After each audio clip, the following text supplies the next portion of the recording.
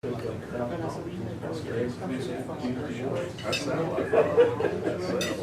you believe it?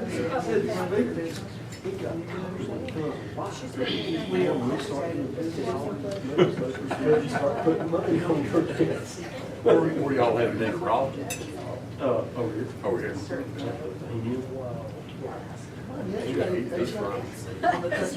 He's the wheeler dude. Oh,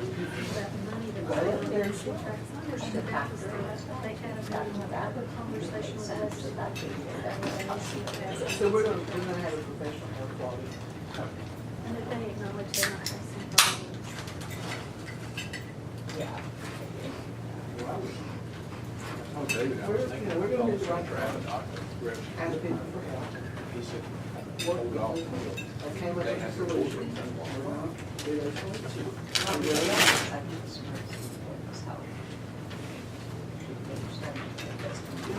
Just across this way.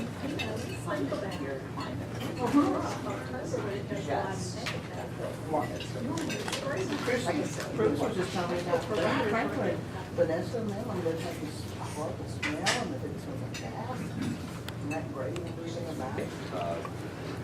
It's almost 1:30, so it's time for us to, everybody have the materials? They have materials?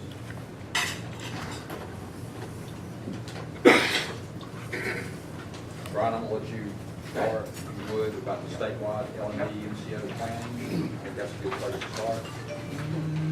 Sure, why not? Okay.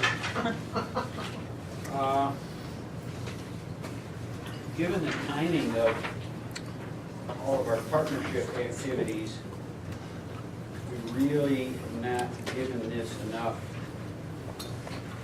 discussion, education, and planning. I mean, you know, for my board, usually as these things kind of roll out, Raleigh or big issues of public policy, we, you know, try to really do a lot of education with folks on what,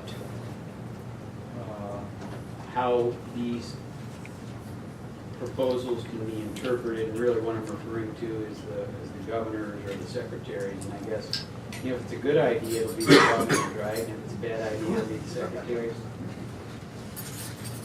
Medicaid reform plan, you know, which is a major departure from what we have now.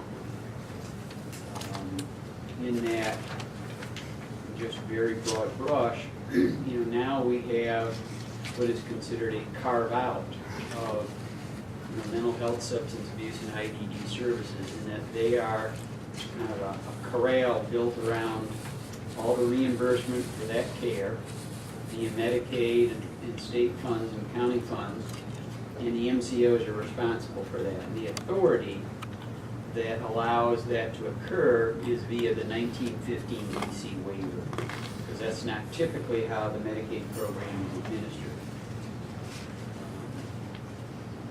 The plan the governor has is to consolidate general health, management of all general health with behavioral health. So I guess you could call that a carve-in as opposed to a carve-out. And that would be done via a different waiver, which is an 1115 waiver. And I guess if I were to say another minute or two about that whole plan, initially there was discussion around there being 3 insurance companies that would have to be very, very large insurance companies that would be responsible for statewide coverage for this total plan, okay? And really, there's only a very few companies big enough, probably in the world, that could take on a plan of that size, because the dollars are big, and the risk reserve and the infrastructure necessary to do something like that. You know, the terms that I've heard is in the billions of dollars, if you can imagine that. So, whether that would be a good idea or a bad idea to have 3 with the responsibility for the entire state, I think there's been a lot of question about how practical that would be, and that there's a lot of advantages to more of a regional look at things. And maybe there could be 3 regions and, 3 companies, and each company could get a region. I think, kind of more of the thinking and planning has been around the belief that somehow the totality of the state for one company is just too big. So we'll see how all of that pans out. Really going from there to, well, how is all of this going to occur is where there's kind of a big gap. The secretary really not said a lot at all about how to get there. And of course, that causes a lot of concern with folks. And I think there's a lot of underappreciation for MCOs and what we do, that basically we are already doing what is desired, and that we are managing care and managing costs. We're saving real dollars. It isn't projected expenses, it's real dollars, and that's how the capitation is done. So, given all of that, my colleagues have had different kind of thoughts about this. Some have decided, and I would put myself in that group, that in the absence of a plan, it's our responsibility to plan. And really, who is more intelligent about this than us? And I really believe that. I mean, that is just true. This administration really does not have the experience with this in the way that others that have kind of, climbed this mountain do. So it seems that, we should play a very substantial role in creating the plan. And I don't think that's arrogant. That isn't meant to be arrogant or anything. It's just a practical solution. There's been a huge investment. This is unmistakable. The General Assembly and the governor has made a huge investment in the public management of care. And I don't think you just blow all that up. And I think that's just, easy for me to say, but really, So, what does that mean? And I am making leaps and bounds here in all of this. Ideally, we, roll out the PowerPoint that the secretary did, and I think we've shared that, at least that much, before, and tried to have some basic discussion of that. And think more about, what that means in terms of all the benefits of integrated care, all the things we already do and Western does with CC&C, and how all of that can be expanded, and et cetera, but we'll just have to kind of leave today.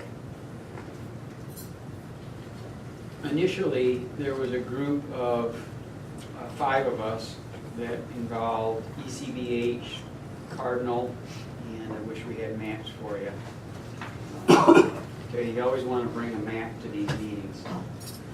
ECBH, Cardinal, Centerpoint, Partners, and Smoky, and the leadership of those MCOs were very consistent in, now is our time to figure something out. I mean, you think of it, I think it's April 30th or something, the secretary has to have their plan completed. I mean, that's not very much time. And that was before, I think that's actually in the budget bill, it was before that we realized we needed to get going, or we were not going to have a seat necessarily in shaping public policy as all of this evolves.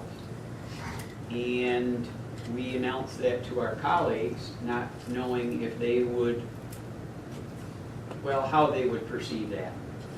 And there was a request that the work of the 5 of us kind of hit the pause button, and everybody wanted to try to get on that bus, and that's great. And didn't we all agree that there were really 2 big things that we needed to accomplish, we being the MCOs? And again, I'm making huge leaps here, that we should approach the organization of our business in the same manner, that there should be 3 or maybe if you're stretching it 4 MCOs across the state, and that we should employ a strategy that involves a regional approach. and kind of a little asterisk on what region means, as I've been describing it. For the most part, it's geography, but it could be other factors. And really, that is more about folks like Alliance and Mecklenburg that are very large single county, or come from a history of very large single county organizations, that because of that common history, there may be a way that they partner together rather than purely by geography. So some way, shape, or manner, you gotta carve all of this up into 3 or 4. Now, Who is all the, name again the 5 that you just mentioned? ECBH, Yeah. the yellow, Cardinal, and the purple, Centerpoint, kind of the butterscotch, Partners, and Smoke. We were Yeah. impressed with your butterscotch as a color. I love He's a butterscotch. love. Got, you know, the blueberry here, the Brian says today it is. It could be mud tomorrow, but it's okay. So, there has been a lot of teeth gnashing over this. And I don't know at what level all MCO boards understand this, or what they view as their next steps or anything. I'm just kind of putting it out here for you guys and saying that, you know, this has been an agenda that's kind of been evolving, and I talked to Rick and Chuck about it a couple months ago, and I could see that this was going to start to evolve and probably get some attention among some key members of the General Assembly. So it is evolving. And what I can tell you is that it's a lot easier to evolve for the western part of the state than it is the rest. Because the west, you know, you got, let's say the green is blue, so we've got our 23 counties, and then you got Partners, and then you have Centerpoint, who would like to be part of this. That's our, you know, that becomes our west. So it becomes a matter of me, Brett Melton, and Betty Taylor saying, okay, well, what does it mean to be a western region? So that is the agenda we're pursuing. And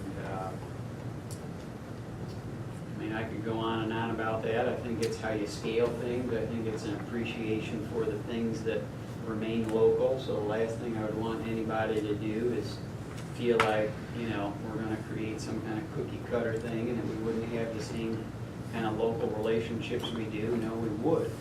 But there's some parts of our business that aren't local. They just aren't. Our call center could be any place.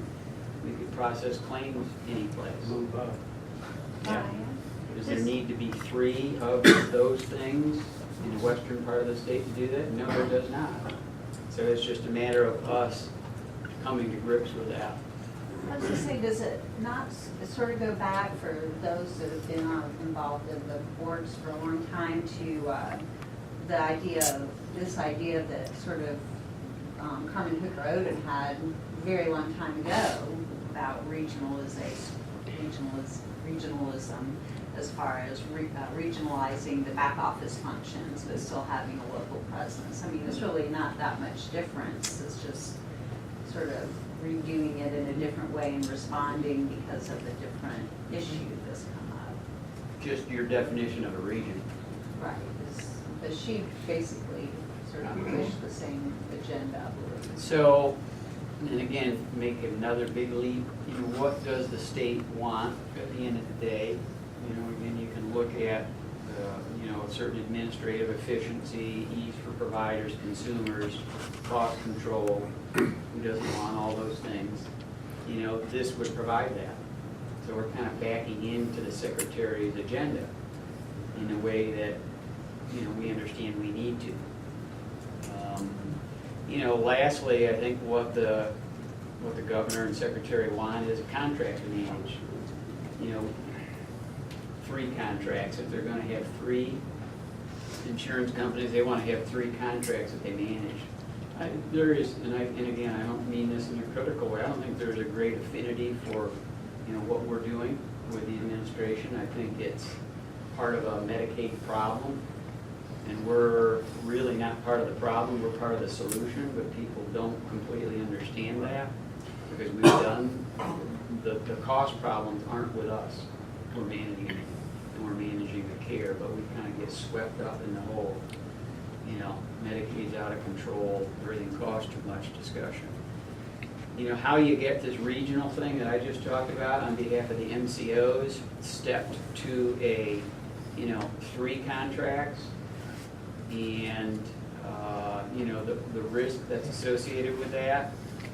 If you think of this regionalization as a way to create an ASO, or there's an umbrella organization that would have, these responsibilities for any of a number of MCOs across the state, or just for ours, that organization, under the law now, could not be the contractor with the state, for that Medicaid contract or that state contract. And that was done as a safeguard, really, to prevent the privates from kind of edging in and creating a foothold where they would establish, ASOs, and then kind of slowly evolve, into the public business. So that's one problem. You still have 3 MCOs and 3 contracts with the western region. That's probably not going to work. That's not consistent with what has to happen. There has to be some leadership that evolves as part of this. And again, out a little bit outside of that structure of the ASL. And I'd be happy to answer questions or talk more about it. I don't know what our agenda allows. This is big stuff. We are trying to get a meeting established, the executive staff with partners and Centerpoint to get more thinking going, aside from just at the CEO level, on what this, what this means. Again, it's scaling. It's just what I said. It's looking at the activities where, why are 3 of us doing it, 1 can do it. Call center, contracting for consultation or work or whatever. If April 30th is that the max I day? think it is in the budget language when the plan, the secretary has to have the plan. So if the MCOs haven't gotten together and formed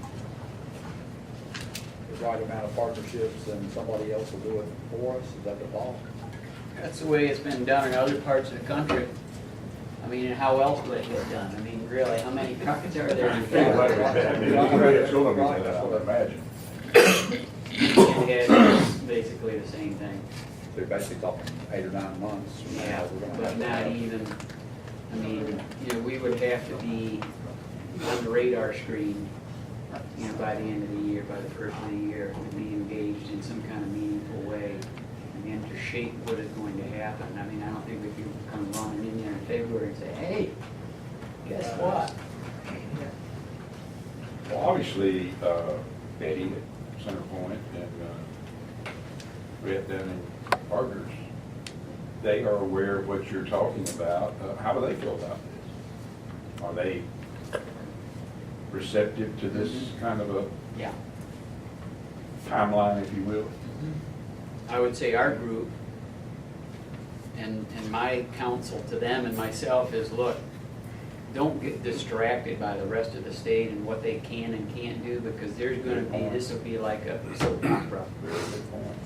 And I don't want to say it doesn't matter, but, again, it's like, well, we know what we need to do. We just need to go start doing it.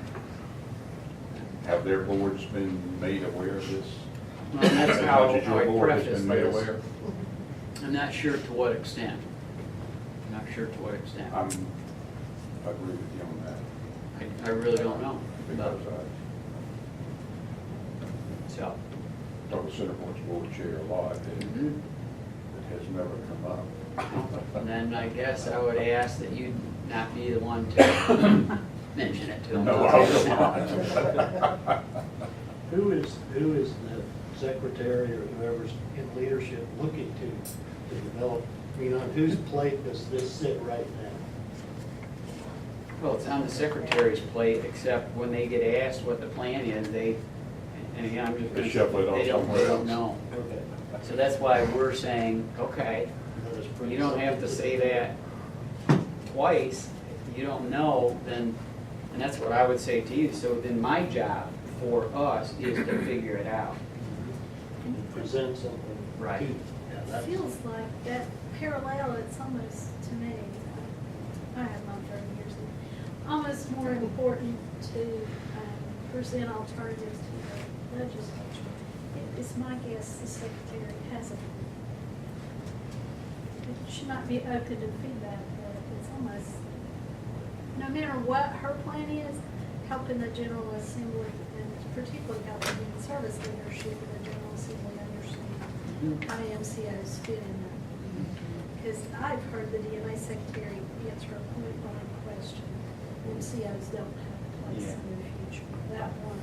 Yeah. I'm just being honest. Yeah. You heard her I think- say that? I asked her that. Yeah. And she said, I we heard that. don't have a place in the future design. I think she has. I mean, I'm not trying to incite, you've heard her say Oh, no, that. I know. Yes. And I can tell you, Very being defensive. in meetings with her, where I think that position has changed slightly. I think there's a lot more just very validation for what it is we do and an understanding that there's a real need to have, if nothing else, something in place. And you have some infrastructure that it would be foolish to throw away. I mean, that's a good direction. The notion that there needs to be a smaller number, yeah, they believe that. And that regional is the way you define that, yeah, they believe that. But the notion that private managed care entities have managed behavioral health on the scope that most Medicaid recipients and indigents that are served in the public sector receive services, that's the pushback point. They're not bringing anybody in who understands that. None of the, Blue Cross doesn't manage that population in that way, universal or Right. anything like that. Right. Well, the whole plan, this is Brian talking, is how are we gonna have value in the marketplace in 2 years? We're gonna have value in the marketplace. Now, can I tell you exactly what's gonna happen? No, I can't. I can get it down to probably, I could run you through the scenarios, and one of them will happen, okay?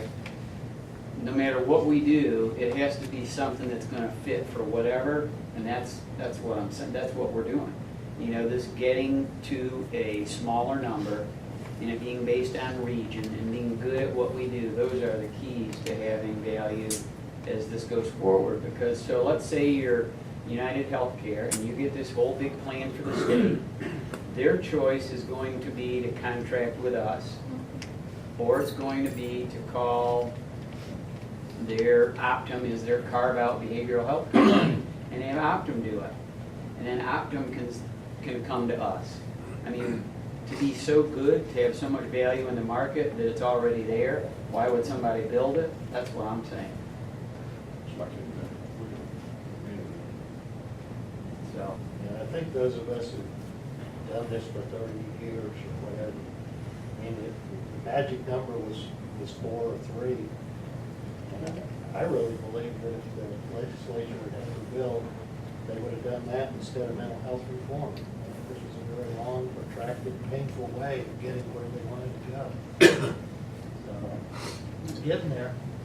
well, you had PBH out there, kind of blazing the trail for a long time by themselves, and I think finally acknowledgement that, yeah, that really does work. So, that is a very abbreviated discussion of that important agenda item that we'll have to continue to talk about. This is gonna change, and everybody's like, oh my God, we just did this with Smoky and Western, we gotta do it again? Yeah, we're gonna have to do it again. Okay. Rebranding of consolidated organizations. We gotta have some kind of a new name, a new image, a new brand. And professional assistance with all of that, to be honest with you, I'd rather try to get some help on this, and, you know, then we can kind of decide on it later, but you don't want to get this wrong. This is way too big now. I mean, you see what we're dealing with. You know, and I know there's a lot of affinity for Western and Smoky and those kind of words, but at the end of the day, you know, I'm not sure that's exactly how all of this is going to be. You don't know. You know, this is a big business, and we need to be smart about the way we approach it in terms of our image, and we'll have a lot of attention on it. So. It's really exciting. I mean, the staff in my department, you know, one of the ways we look at it is most every department at Smoky has had consultation and support, getting ready for the waiver and preparing for the waiver.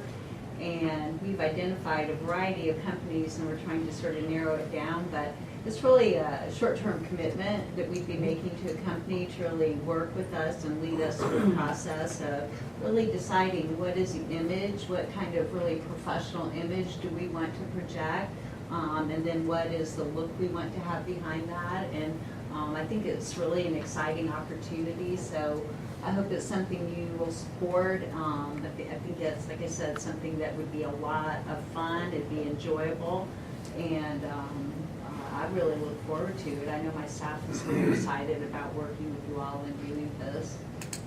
Let the new board pick the name. How's that? Is there a way to sort of factor in what you just presented? Yeah, that's what I was thinking. That's what I would be So looking that for. 2 years from now, it's not another. Right. Right, that's what I would Yeah, do. it's not based on Yeah. any, Right. yeah, geography. Well, I think that's the idea, isn't it? Right. That's what I would suggest. think big. Yeah, think big. So that when he does, Goliath. if we all take it over, it's gonna be, that's it. That's the plan. I think that's a great Yeah, we idea. have a couple companies that we have access to that we can, you know, whether we do RFP or whatnot, we're going to get rolling on that. We,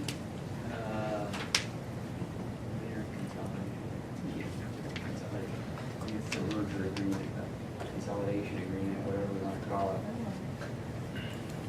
There is a draft of this that, to be honest with you, I kind of had one breeze through, but haven't spent a huge amount of time with.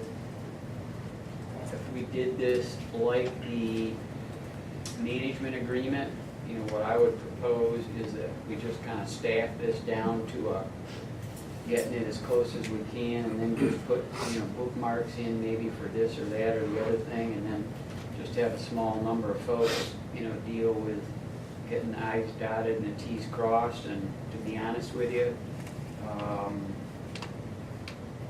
you know, we need to, whether we do it as part of the merger agreement or separate, you know, one of the issues will be the administrative agreement between Western and Smoky on closeout, okay, and the Western board decided on that, so I think it's a good choice, so we'll need to have that represented. Again, that can be either embedded in that or separate.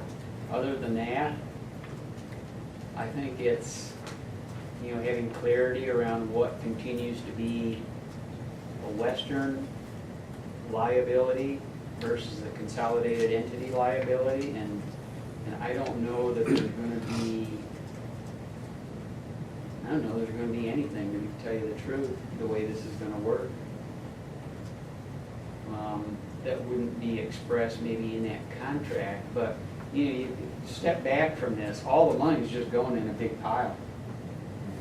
Now, insurance, tail liability, there could be things like that, but that's really minuscule in the scope of what we're talking about.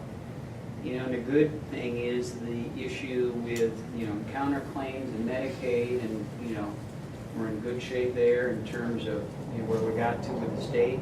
So I don't know that there's going to be like this whole separate thing that is just a Western, you know, problem or liability or issue. I mean, that's the way I look at it. But that would be, you know, there'd have to be, everybody'd have to have a real good comfort zone on that part of it. And then really the big part of this, and there's two ways we can go with this, is it's the governance structure.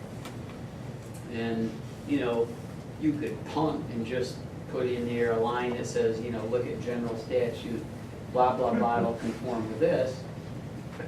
But, you know, I'm not sure that, I think, you know, you guys probably need to hold your feet to the fire on this one, and we just have to get it done. Because under the deal, you know, kind of our waiver, we have, within 30 days of the agreement of the merger document by the secretary, that new board needs to be in place that has consistency with the legislation. So, you know, if there's three things the merger agreement's about, it's board governance, and probably everything else.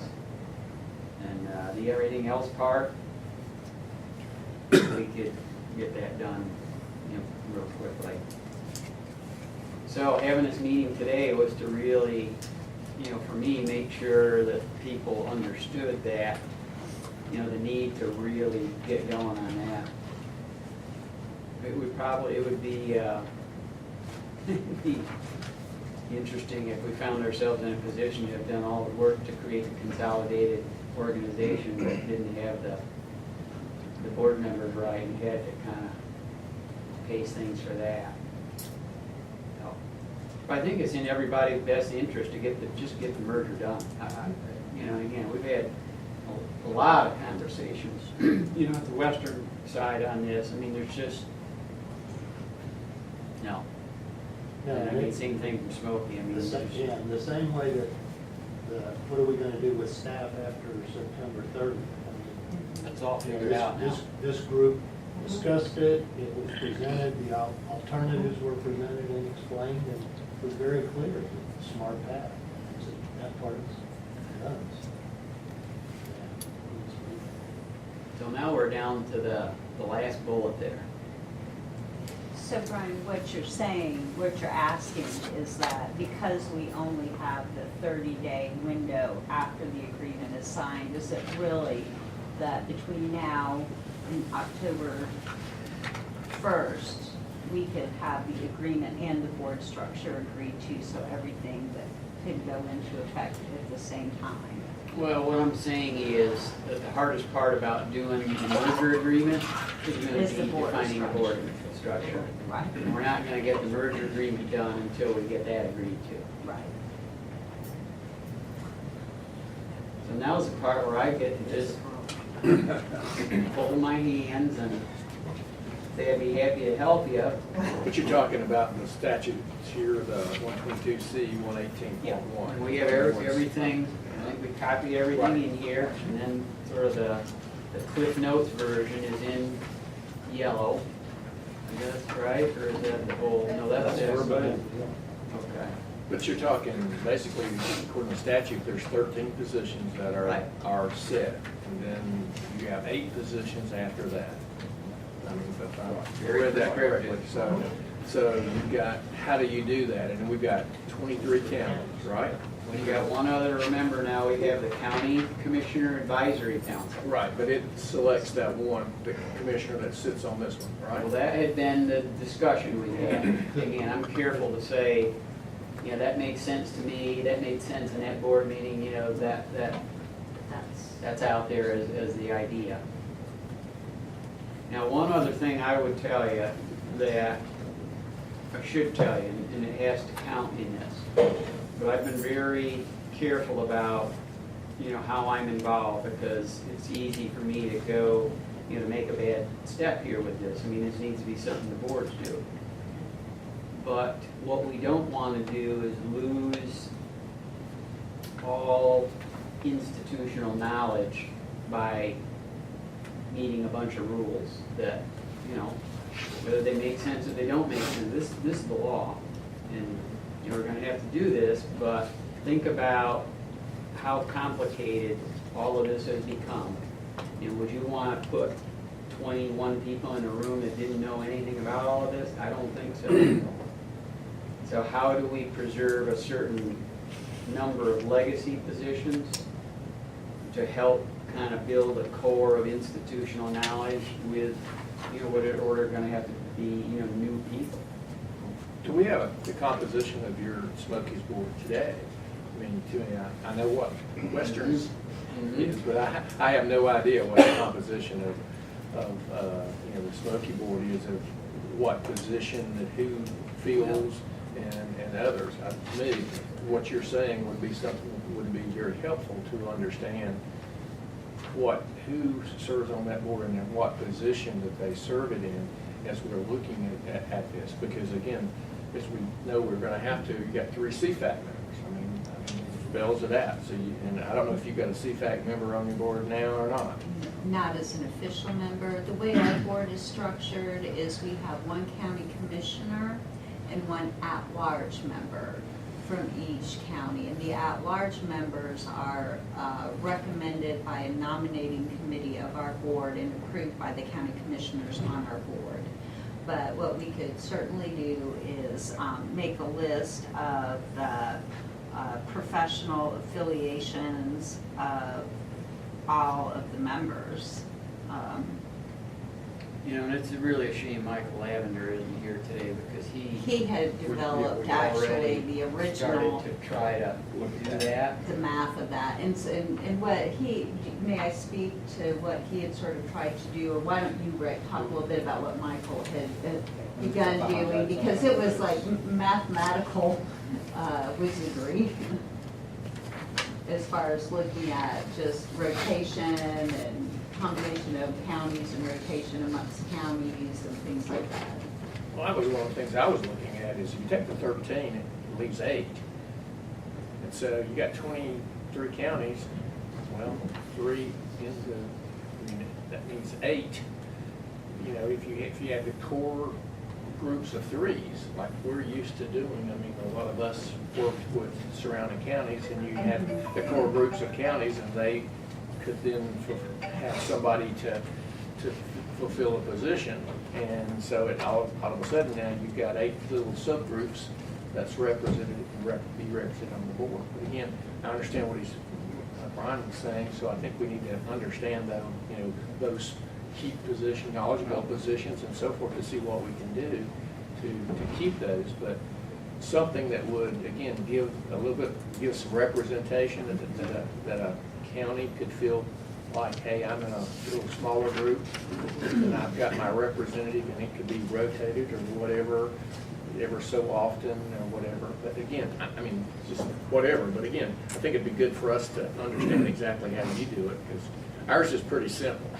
Right. You got the county managers that sit there, plus then they represent the others. One of the things that Michael had talked about was representation, basically looking at the regions. Right. And that's Yes, pretty much. sort of what he had talked, was doing it that way, and then identifying those 13 positions and maybe trying to see if there was either someone on the current board, just start talking about, okay, this person is a doctor and has, this area, this person's in administrative role at the hospital, just start to piece those things together. And Michael will start to put names. Right. So that we could identify, we talked about it was important to try to have as much experience on the board as possible as we move forward. And that's sort of the direction we were going with against 3 regions, pretty much. And then even amongst the regions, having groupings of counties like Cherokee, Clay, Graham, perhaps, That's or kinda what I was smaller, saying, like yeah, you were that- talking that's about, what I was where saying. they might 'Cause- rotate through. And part of our issue is some of the positions, just finding people who qualify for that level of experience, that actually, or that experience, they're not just an insurance salesman, they actually have that level of expertise. But we can definitely develop a list of current membership and their background or affiliate, professional experience. I think it will be very helpful with the formation of the new advisory council, and then defining the role of what the Commissioner Advisory Council is to the board, at least from our board's perspective. Wouldn't you say, Rick, that that would be something that I think will help based on having this board structure? Because I know our board, was concerned about the lack of county representation. But if you look at one county commissioner and 3 CPAC members, you're talking about, what, 17 members? 17 members. Well, yeah, I mean, you can kind of go through here and just put an X and Right. get it down to a pretty small number. Yeah, that's. You know, you just, okay, one county commissioner, and in some way, shape, or manner, that'll get figured out, and I don't disagree with the logic there. And we have, obviously, commissioners from our board that have been, you know, real involved. It's a little different on the western side. Okay, chair of CFAC, yep, we know, you know, that, and again, that has to be a consolidated group. But there's gonna be, that person is gonna be whoever that person is. At least if one family member, and again, that's gonna be whoever that person is, You got 3 of them? at least, That's one, yeah. two, three. Don't think, Two, that's what I'm three. saying, you got 13 of them, yeah. And then- And does anybody have an attorney now with healthcare expertise who sits on the board, or we have to, we don't? We had identified someone, she actually lives in Jackson, well, it was Carolyn Coward. It was someone who lives in Jackson County but works in Nashville, that was just someone we had thought So there of. may be some positions that we're gonna have to recruit for that haven't been represented. well, I think that's part of the art of this, is to get as many people existing As you can. as you can, and then you gotta go get some new. Right. So, one openly declared consumer. Local CPAC is It's recommended. Well, almost again, looking for people who meet 2 or 3 categories. Sorry. that's gonna be somebody. Healthcare expertise and experience in the field of mental health. I wonder what that's supposed to mean. It can't be required. No, but it could be, I mean, gosh, I would think that seems very sort of open. I mean, people work for a lot of agencies or organizations that deal regularly with people with those disabilities. 5 and 6 could be pretty similar. Administration versus experience. Financial expertise consistent with skin on the issue. Boy, that's That's what we do. 6 could be, you know, with the, I guess with the right, we had number 6 on our board at one time. And we had number 6 on our board at one time, and he left the board, he actually got off the board, supposedly, conversation that he had with Arthur, and was a conflict of interest going to be on there, because he, not only run the Ridge, hospital in Springfield for 25 years. He's also a consultant for Mission now, but yet doing what he's doing, and that too. You will see that still got 3. Create conflict. Yeah. So he 3 worked total. directly. 3 with the total, president. yeah. It could be one of Number those 2, 3, 4. And he still does. No, I said. He's got 25. Yeah. He's on our Thank county goodness. board. Yeah. I don't know, you could also go like, Don't want to make a presentation. tribal preservation health center, Yeah, it gets that's kind it. of broader. I mean, there's some strong people in some of those seats. If you try to, you know, if you look first at existing board members, you know, and I know Casey is spread awful thin, but he's an awful smart guy. Yeah. And knows a lot about all of this business. As the CEO of the Indian Health That's a Hospital. great Yeah. perspective, Yeah. I think. I've enjoyed He it. wears, he would, you know, he brings institutional knowledge, he brings hospital knowledge. There's not any big giant politics around it, you see, because he's got his own government out there, literally. So that's a very neutral place to be operating from. And it gives the, you know, the West, Gives him the opportunity to really see the big picture, because you don't have to Well, have he- allegiance to the, other than his government. I think he understands, he's good. I mean, He's he's very not good. provincial. Very good. So again, I'm just throwing this out, so there's another, you know, he could fit into some, you know, like 6 six and 7. 6 and 7 could be. or 7. And I you mean, know, he could be 13. number 7, I mean, if you read number 7, I would read that broadly. I mean, it says an individual with financial experience consistent with the scale and nature of the managed care organization. I mean, that's fairly broad. It doesn't necessarily say they have to have specific involvement with managed care, but that they have to have enough financial expertise to be able to understand the concepts that would be necessary. You see what I'm saying? They don't have to do the working knowledge of what they need, not to do the work. Well, Right, they they they would have do to, the overall. Put a county manager manager. there, Yeah. if you want institutional Why couldn't it knowledge. be that's you? what It I'm could be- thinking. I got her that That's social the- service. Yeah, They got a bunch of social service people on their other, they got Joyce Edwards Oh, and okay. Philip Hardin. well, I'm just thinking, no, Philip isn't, but I'm thinking that that is written broad enough. It's not saying you have to have direct experience No, in we managed understand care, that. saying you Right. have to Those have are broad. broad enough Those are broad. experience Exactly. that you can understand the scope of that. So Why couldn't number 6 be a Mandy? number 6 or 7, yeah, yeah. You know what? And Mandy. 6 and 7, it sounds like you can fill 2 categories. Yeah, health Or because 13. of DSS, Health and Human Services, yeah. Well, if you I use would say Casey, 9. if you use So Casey for is the 13. objective to you, I mean, just think, like if you took somebody who could hit several, then you have more flexibility with With your other out That's what I Yes. mean. Yes, you do. I'm slow, man. No, you see what I'm saying? If you read Despite it my financial broadly. expertise. Yeah, I'm trying to I read think- it broadly. I I think you gotcha. cover, That's Yeah. a- you, there's not really, there's only one at large. But if you hit all the gates of the 13 required seats in 6, then you have more flexibility with the remainders. Because it says can fill 2 2 positions concurrently, which will still let you get up to 20. I'm trying to figure out a way lots of counties still have a place. Right, and that's why I'm trying to read this sort of Yeah, broadly. that's kind of what we did with Consolidated Health and The Services. bottom line is you're not gonna get all 23 counties covered. Because you only got 21 seats. So trying to work that theory right there of, That's why you're gonna group. let's some. fix this county, but you're out. You know, that, That's bad. But we're That's gonna be maintaining looked some at. Original membership parts. and. I would not use that as an, I wouldn't work in that at all. Okay.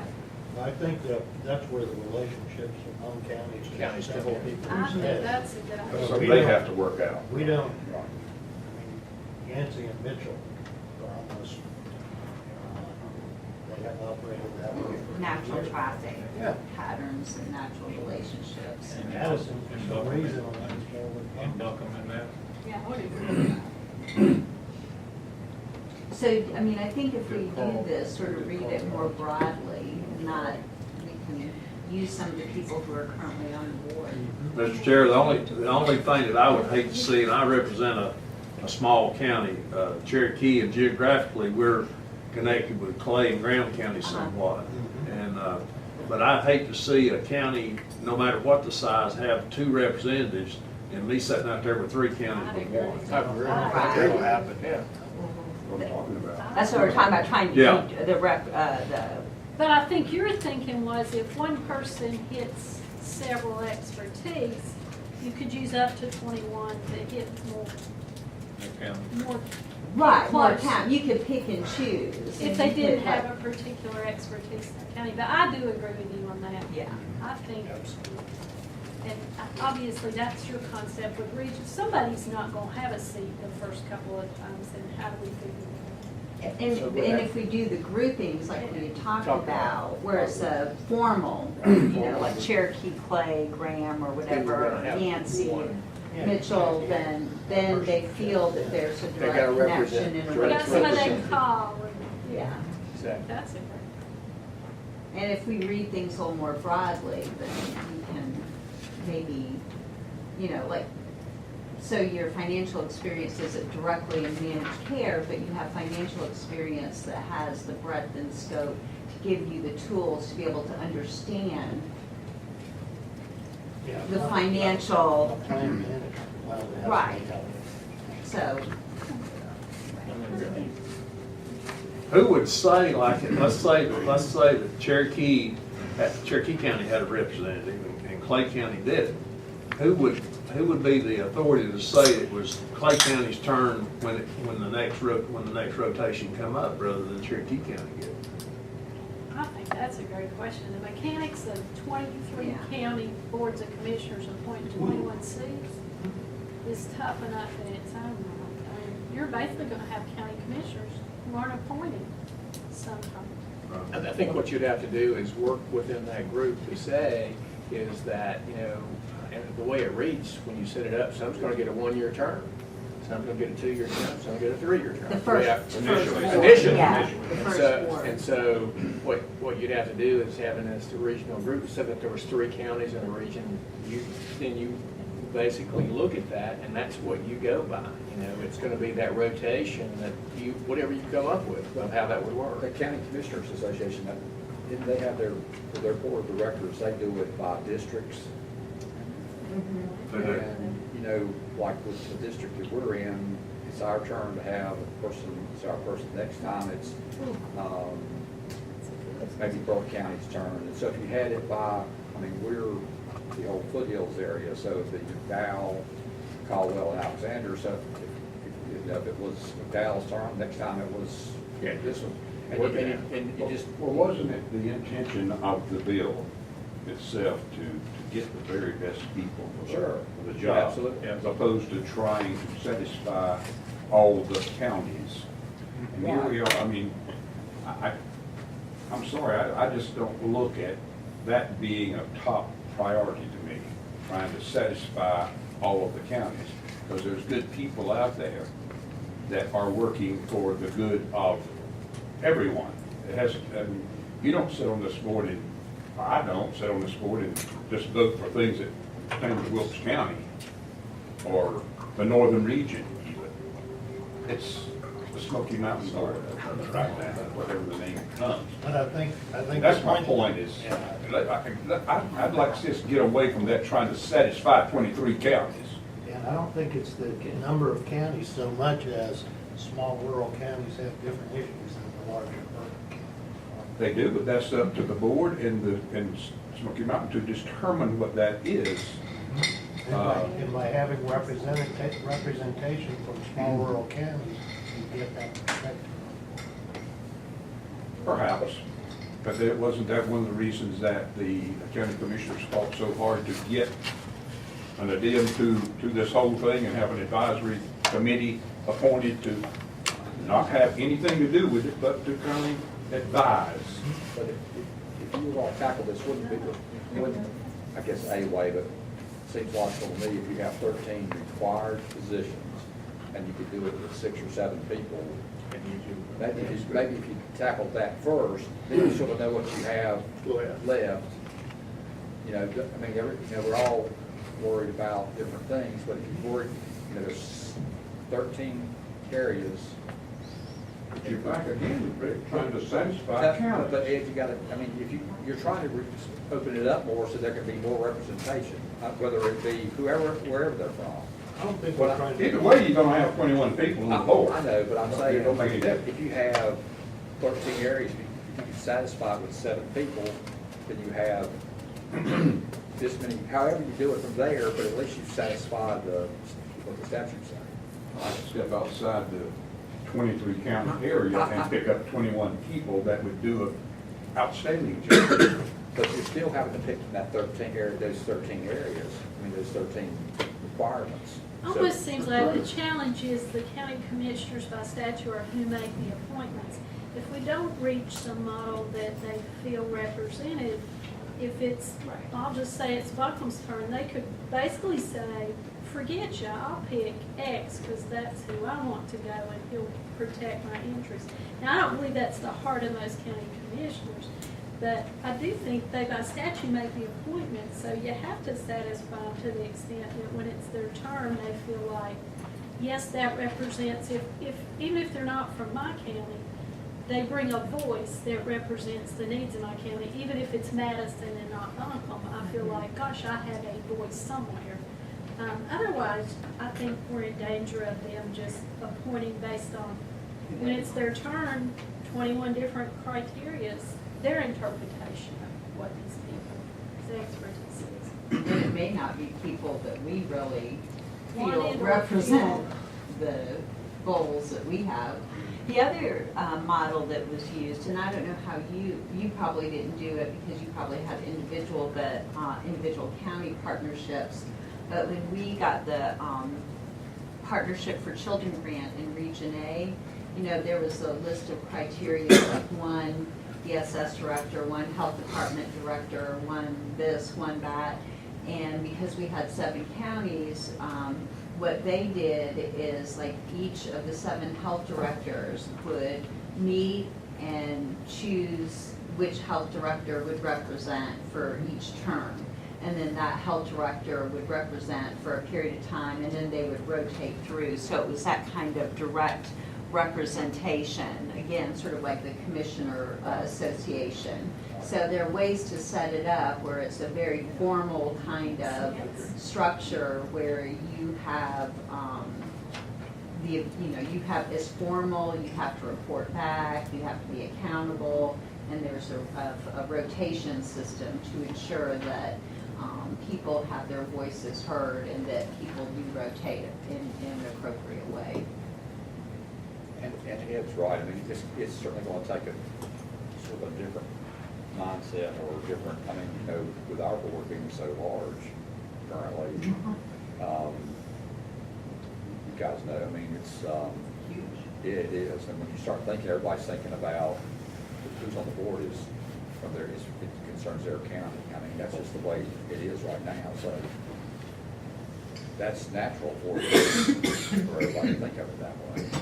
We got Mr. Chairman, Prince, I think Brian was absolutely correct about Michael Lavender. He had started out on a program of meeting this requirement for smoking before we had really become Western Highlands and smoking joined together. But he had really worked on it very hard and made some impressive suggestions about how we could make it work for us, and we were heading in that direction. Maybe we ought to ask him to say, take another crack at it, because he had done a And to get good these job. other counties in too. And blend them in and see if you can make it work with the rest of them. I mean, that's a big job to ask Michael to do, but I think he'd do it. But if we meet in 2 weeks. I think we can talk about it, at the next meeting. 29th, we can talk about support then. Especially with your board members Yeah. having so many new Right. people who have experience in different areas with social, like social services, the financial experience. I mean, if you start looking through, it becomes, I'm looking through for the second time. The first time you look through it, it's like almost impossible.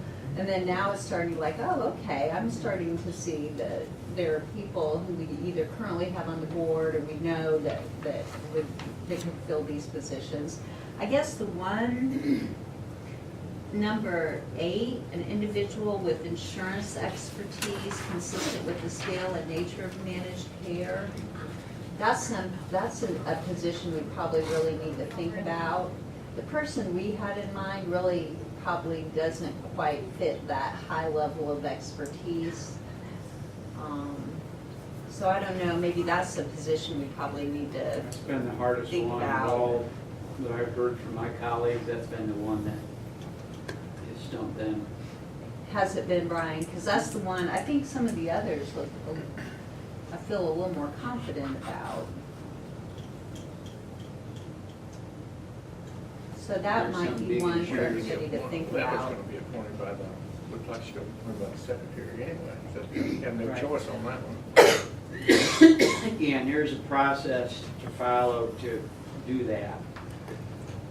Basically, we submit the name of, I guess we can submit up to 3 names of people we want. Or just 1 or 2, whatever, and then the secretary gets to decide. I think Brian had the key words earlier were, let us not forget, we need people on this new board who have some expertise in managing health care. done it before, or, understands what the LME MCO does and how they do it. And we need to keep that in front of us more than any other thing. Well, you use as a sort of a screening process where you look at existing membership first and how that can fill out any of these positions. I think it just seems logical to. One of the things I think that the cultural shift that this board will bring is that, as we are new partners walking into your communities, if I was to say, if I was a consumer and family today, is do you know me? These are really great, important people. And how well does any of these people know me and know my community? And I think if I'm out here a year from now talking to the public, and I know all of you know this because you're representing wonderful counties and wonderful places, but I think if I would be curious today if the average citizen was listening to this consumer, or listening to this conversation, and I was a family of a person of a need, what would I think about this conversation? Whose needs are you trying to satisfy? You've got legislation needs to satisfy, and how much are you satisfying me as a person with a disability and alone? And I think that is a really hard conversation. And I bring this up because I think this is the growing reputation of the managed care organization today. It is business. I mean, today I got a piece of feedback from the DSS director about, he says, I really believe in y'all, Christine. I think this is really good, but all I hear is business. I don't hear people. I don't hear, blah, blah, blah, blah. This person went on and on with me about it. And so, it's not that you don't know all this, but I'm thinking about Jerry back here on the video. Not that he doesn't have the right to be here, that it's correct, but when we're on YouTube, what is the conversation the public wants to hear? It's just something You're to not think wrong. about. I mean, you could, and again, I'm not disagreeing, but you could say that's why the requirements for the Exactly. CFAC are so heavily weighted. Absolutely. So it's not everybody is, fitting one particular category. And Absolutely. again, I'm not taking a position. I'm just, that ensures that. Yeah, and I think for the Western Highlands Board, just for you to know, and again, we really want to offer this and do this with the Western Highlands CFAC, is that Smoky, they went through when this came out, our CFAC, we talked to them in length about it. We have offered them a leadership academy, because I think that also the thing that consumers and families say to us today is, we want to be at these places at the table. We want to have a voice. We want to be influential. We want to be heard. But what I realized when I look at this is that I really got to know something about the system. I have to take responsibility to look at data and finances. And I mean, this is real business at these tables that our CFAC members are experiencing today. And so, this is really different for them. And we put a lot of time and energy on the Smoky side to help people come to that. And we are absolutely committed to that on the Western Highlands side. So. And the other I thing do too, think, just following up on that general vein and the perception of the conversation, my experience is that most counties, wherever you sit in counties, are very much driven by consumers. If your counties, you invest money in behavioral health, but you also feel in your schools and your DSSs and your jails and your ED departments and your law enforcement the failings of the system. So I hope everybody's frames and and Western Highlands is very heavily weighted toward county managers. I think those commissioners felt like that was providing a seat for the consumers who seldom have a seat out of those systems. So I think how you frame consumer and who brings that perspective ought to be all of us, which I think is your point. Whatever your expertise is, that ought to be the part. and part of the reason we're trying to look at who we have on the current boards with history and a past that we can bring with us, that care and have a history of caring. There's that balance of care in the business. Sure. Well, now that you got that all there. So we're back where we were. Take us back. Do we have Michael having an idea? Is it right? Is it right? Yeah, I think it's feasible. I think there's a lot of good It'd be nice to have something to take a Michael's look not at. here, give it to him. It's done a lot. Chairman, he's got a committee of one right there to work with. I'll be glad to talk to Michael about it. Well, yeah, I think that let's do, I think there was a little bit of a focus. I think as we sort of talked through it, we changed a little bit of the focus on how we would do it. And I think just thinking of maybe between now and the board meeting, really looking at the positions and really sort of brainstorming and thinking about who we may know, so that we can come with some ideas, especially like the insurance person, or there are different people in different categories that may come to mind. And then one of the things we can do, like we can do with Michael, and if you guys will think about, is your natural sort of counties as far as rotations. Where would be the natural rotations if we need to have them? We can talk with Michael about where we had thought about having them by region, and then even in the West, it wasn't just the whole Western region, it was, even broken down from there. So. Brian, let me ask you a question. With the conversation that we had at the beginning of our meeting, okay, we go through the process, we have a board of 21 is appointed, county commissioners appointed, and then we change some, there's other counties or another MCO, we become, I'm not trying to, Yeah. but We're gonna end up doing this again. yeah, but it's gonna be April, It's a repeat. so it's gonna happen again sooner Yeah. than later. So, Nay, whatever you do now, it's be about. good what- practice. Really good point. Although once we go over 1.2, It we could have change the totally. ability Then Right. it's gonna be up to each one of the counties, Then we get, so we go we have back. some choices. and their choices at that point.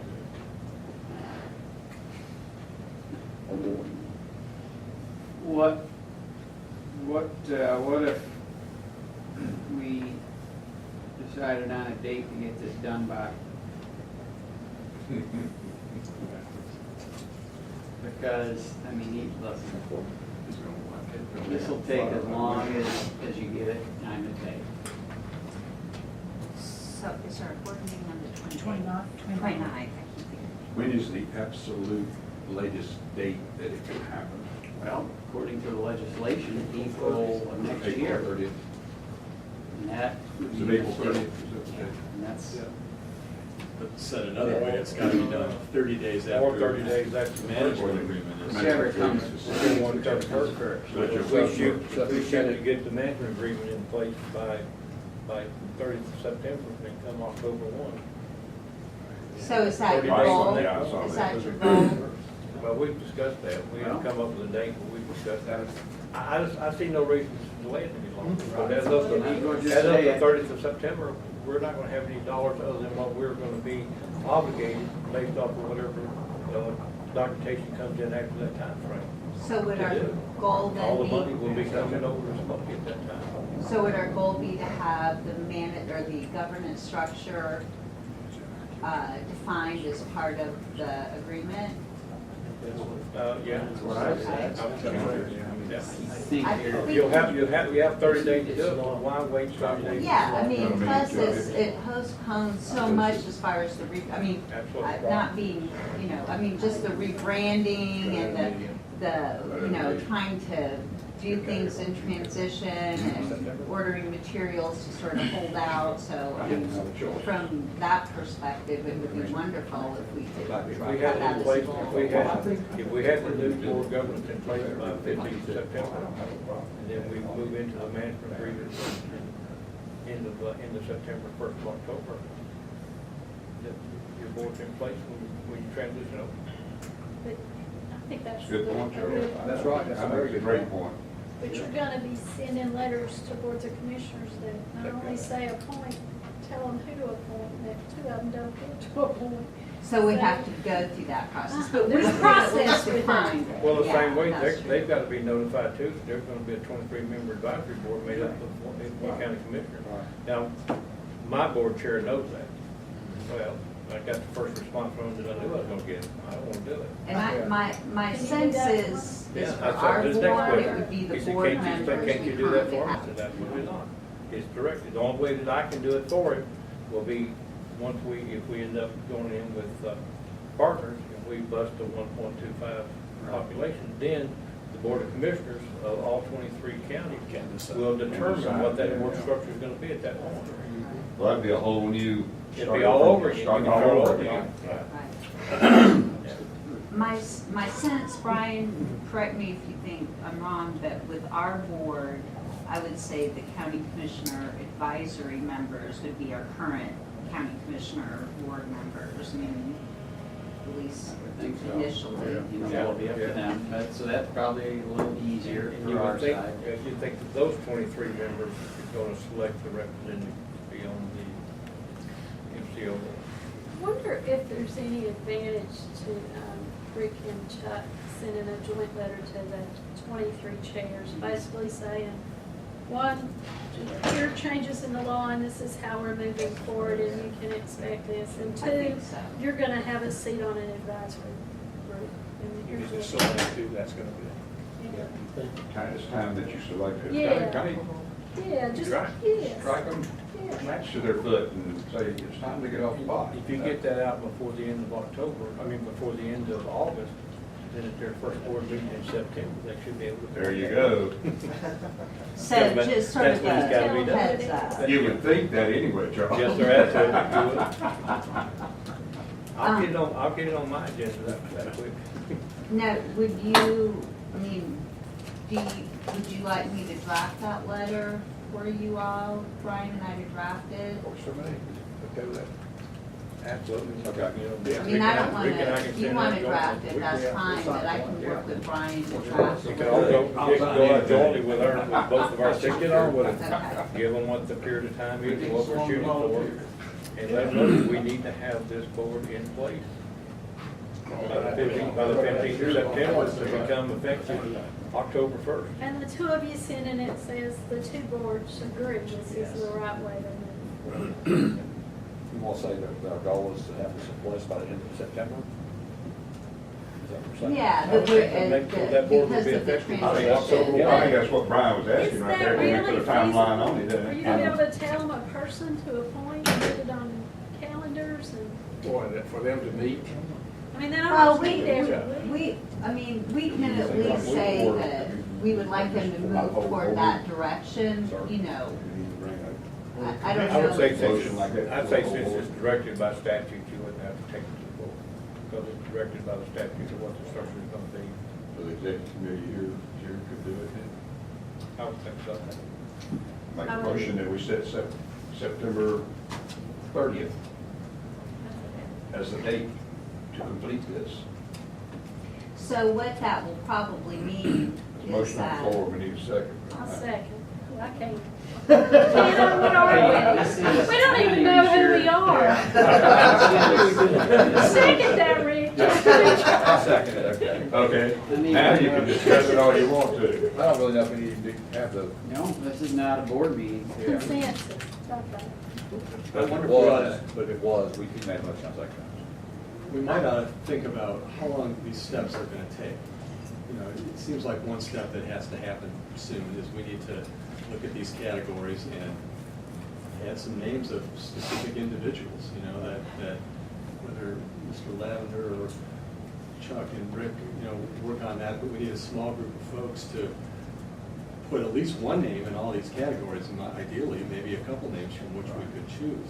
How long is it gonna take to do that? Well, I don't know, a week, probably two. And so, okay, so that's the end of August. Okay, so then the boards have got to meet and sort of select, you know, how long, you know, so.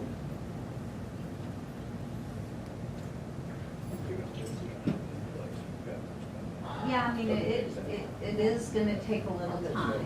They're not full. Why don't we do this? If we have a meeting scheduled for our board meeting day of this group on the 29th, if everyone here has any ideas of individuals to fill any of these categories, if you would send them to me, I can work with Chuck, Rick, Michael, who had already started, or anyone else who wants to participate, to start maybe putting some ideas down, and Christina, I can work with you on some of the CFAC ideas. So send me any ideas you have for positions, and we can maybe at least get something down, you know, to begin with, as a place to start. Let me just make a note. I think I'm going to say this correctly. The CFACs have been moving very slowly and gently to come together as one. So with this time frame, what I would do is and then we'd talk to Dick Graham on the Western Highlands side and Brian Shooting on the Smoky side, and tell those folks that they probably need to get the CFACs together and talk to them about this, because this is going to move faster than them two together, coming together. This was one of their time frame. And so I want to be very respectful of those folks, but I don't have any reason that they won't come together and work together, and this will be a positive pressure, hopefully, to them to do that. So I just want to just highlight that they're on a different schedule. But this is now today, and we'll share that with them, and some of us have a call with CFAC a little bit later on this afternoon, so we can talk about that. They would certainly benefit, as would we, from a deadline. Yes, Yeah. yes. Yeah, good point. We've been talking about that. So here's another way I'm gonna state this, make sure it's correct.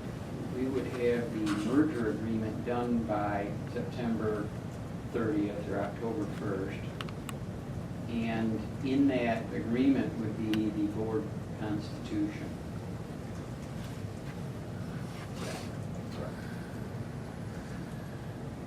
And I don't think, we can't sign the merger agreement until we are reasonably confident that we can have the board constituted within 30 days after that.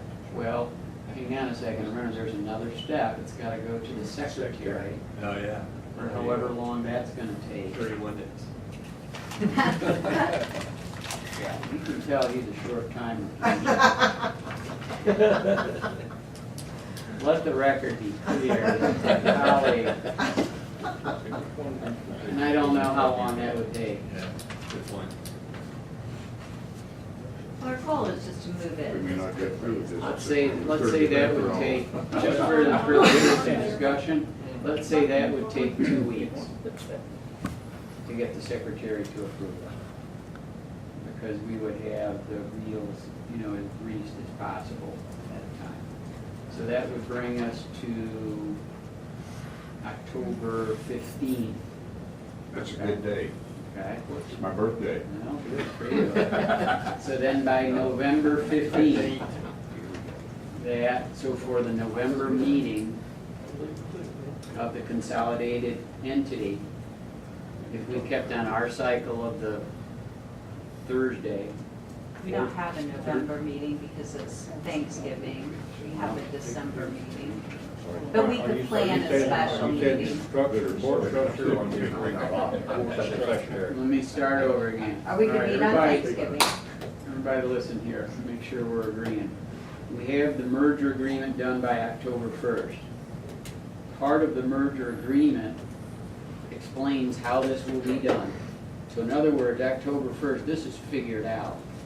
Maybe all the activities for the people to get there or something, aren't completely all done, but it's on paper done. Then we send that merger agreement that has the explanation for this, for the membership in it. The secretary takes 2 weeks, and I'm making this up, to approve that. So now we're to October 15th, so that the rule that we got then says that then within 30 days of October 15th, that board has to be composed, so they have to be sitting in, or be ready to be sitting in a room November 15th. Being sworn in and ready to assume. According to the rule, yeah. So that's the timeline, if we pick October 15th. And I guess there would be some structure in place during the time between October 1st and when this happened. Same structure. So we probably ought to, maybe this afternoon, alert the secretary that we gotta have number 11 from the secretary. Well, it's up to us to recommend the nomination. So that becomes part of this whole thing. Well, that's how it works. You know, I don't know, that's my understanding, they've communicated. So now, I mean, theoretically, if that came afterwards, you know, What are you gonna do? we could say that, you know, there was. Right. Okay. So, just to regroup, between now and our next meeting, and I'll send out a reminder, Michael's that gonna be awful busy. individuals are going to go through this list and send me any ideas they have with names, counties, you know, any designations, or any thoughts they have too about affiliations of rotations of counties and sort of natural traffic patterns and rotations. I will get with Rick, Chuck, and Michael to try to see what we have together. I'll work with Christina around to see if there's anything that we can say about the CPAC piece. The other thing, and on the 29th then, we'll sort of go through any preliminary drafts that we have with the choices that people have offered. The other thing that we did not do, that we talked about, and I wanted to go back to it, is, Brian, you had, as part of this, is establishing a smaller work group to look at the consolidation agreement. And so, before we leave, do you want to go ahead and try to get assignments of a smaller subset of this group to work with you, Jerry and Allison, Christina, or whomever works on that agreement, to start looking at that, so that we can, you know, begin to thresh it out, so that maybe by our meeting, we have something to review. Here's what I would propose for the Smoky side. You let us staff and do like we did before. If there's something to be decided, I mean, I'm honest to God, the only thing that's gonna be decided, I think, is the board stuff. I think everything else is really just, you know, I'll call you if there's any questions or something, we'll just get it ready. So that's what I think on the Smoky side. For the western side, you know, Mandy and Chuck, I mean, you were kind of the main two when we did the business, the management agreement. And if you want to decide that you're the main two for this, for anything outside of the board membership, you tell me. Okay. And again, what we'll do is, you know, I think minimize your time. We can spend as much time as you want, but, okay. Done working with Michael, will you use your name there too? That's fine. Let Michael know that Artie would be glad to work with him on the structure. Oh, okay. I wonder if that's a better way for you, for Western Highlands, to talk about possible county assignments instead of 8 of us seeing what was senators. Just whatever you had something in your mind about districts or regions. I'm just saying 3 counties. Yeah. Well, I actually, like I said, the second time I'm looking at this, for some reason, it doesn't seem as intimidating as I don't know. There's like a second round of this that then says, okay, you've got, let's just use simple math. This says 13 prescribed positions. So you get 13 done. And then you have 7, 8 more. Then you gotta decide on the 8 more. That's what we're looking at. That's almost like part. Well, two. one of those actually will come from the secretary. No, I'm saying the 13 is 13 is one the of the secretary, okay, gotcha. So then you got 8 more, if you want to, which I'm assuming everybody's gonna want to, it's almost like you got a second part of all of this. And that's where I was looking at that regional thing of saying, okay, then that region decides who's gonna represent those. I was using 3 county groups of saying, okay, then you've got a representative right there. And Look then at the create words, format. sorry. look at the words carefully, you know, it says at least one, not only one. Right. At least one, at least one, at least one. Exactly. 1, 2. Right. you know. All those different, that's right. Seems like we gotta start on that right now too. I think we need, the commissioners get notified immediately. Mhm. It should be also notifying Chuck at the same time about the fact is that we're gonna have to write, the boards of commissioners are gonna have to approve this, right? At some point in time. I think, no, I don't read that in the statute. I think the only I thought time there they was would do something that we it, the only had. time that they would do it is if we exceeded the 1.25 million people. You know, I was thinking about In the the same way I merger or look- something. I thought that we at Western Highlands had talked about that there was a process that we were going through where the boards of county commissioners were then gonna have to approve this. Again, maybe I misread something. I thought there was something that the boards of county commissioners were. gonna have to do. There's two things, okay? In the first part of here, Jerry's pointing out, an area board, the Board of County Commissioners or the boards of county commissioners within the area shall appoint members consistent with the requirements provided in subsection B of the section. So, county commissioners have to make these appointments. Number one thing, okay? Okay, that's what The I'm. merger agreement does not have to be approved by the county commissioners. It has to be approved by, I believe it's a majority of the board, the MCO board. Now, third part, there is some resolution that the counties have to pass, I think, to join the new MCO. Is that correct? I know, Jerry, how familiar you are with all of this stuff. That's in 20, Yes, it's too 208. late. Yeah.